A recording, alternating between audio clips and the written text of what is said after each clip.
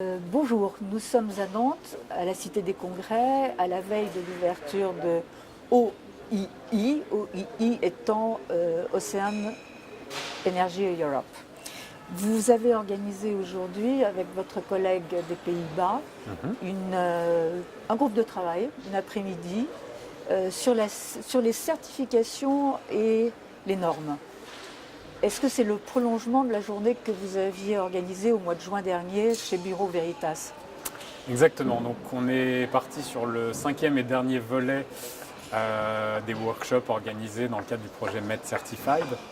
Ce 5e workshop avait pour but de continuer dans cet esprit de dissémination des résultats et des encours du projet, auxquels ont répondu favorablement beaucoup d'entreprises françaises, mais aussi des entreprises d'autres pays qui venaient à la conférence Offshore Energy Europe. Aujourd'hui, Océan Energy Europe. Océan Europe. Aujourd'hui, quel est l'enjeu des certifications au niveau européen? Alors pour les énergies marines, c'est un enjeu assez particulier comparé à ce qu'on pourrait trouver dans d'autres on va dire business plus matures. C'est vraiment un driver pour pouvoir aller conquérir des marchés, alors en Europe, mais aussi à l'international de façon plus large, un peu partout dans le monde.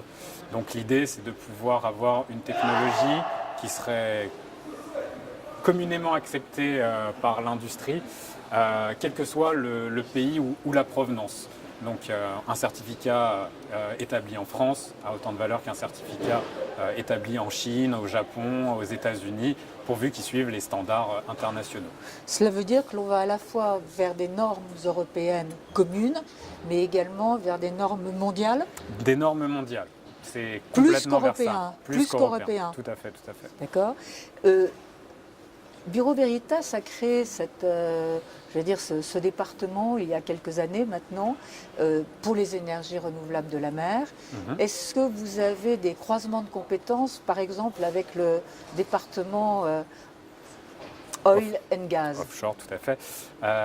Initialement, on avait créé une petite cellule plus recherche et développement sur les problématiques des énergies marines renouvelables, qui s'est vite retrouvée à interagir avec beaucoup de départements techniques offshore pour pouvoir récupérer des compétences liées au domaine du flottant, liées au domaine de l'électricité, liées au domaine de l'ancrage.